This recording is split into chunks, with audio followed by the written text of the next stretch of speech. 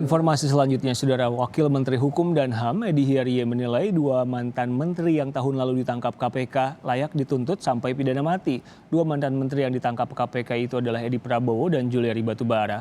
Wamenkumham menyampaikan hal itu dalam sebuah seminar di akun YouTube kanal pengetahuan FHUGM.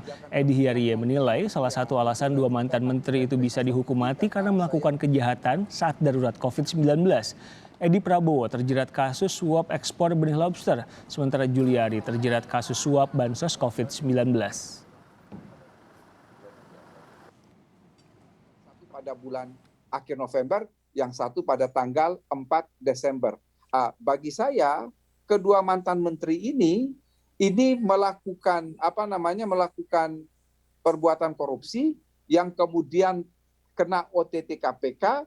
Bagi saya mereka layak dituntut dengan ketentuan pasal 2 ayat 2 Undang-Undang Pemberantasan Tindak Pidana Korupsi yang mana pemberatannya sampai pada pidana mati.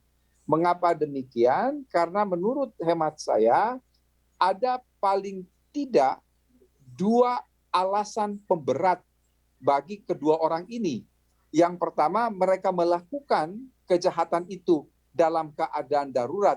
Dalam konteks ini adalah COVID-19, dan yang kedua mereka melakukan kejahatan itu dalam jabatan. Komisi Pemberantasan Korupsi atau KPK menyebut tuntutan kepada dua mantan menteri yang terjerat kasus korupsi saat pandemi sesuai dengan penyidikan.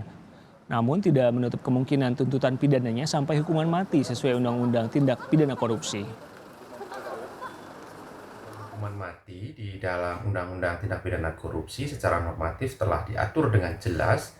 Di sana disebutkan di pasal 2 ayat 2 ya, ada keadaan tertentu diantaranya dalam masa bencana misalnya. Namun demikian tentu di dalam proses pembuktian tidak serta-merta hanya dibuktikan unsur tersebut, tetapi di Undang-undang sudah sangat jelas bahwa pasal 2 ayat 1 tentu harus juga dibuktikan secara keseluruhan ya unsur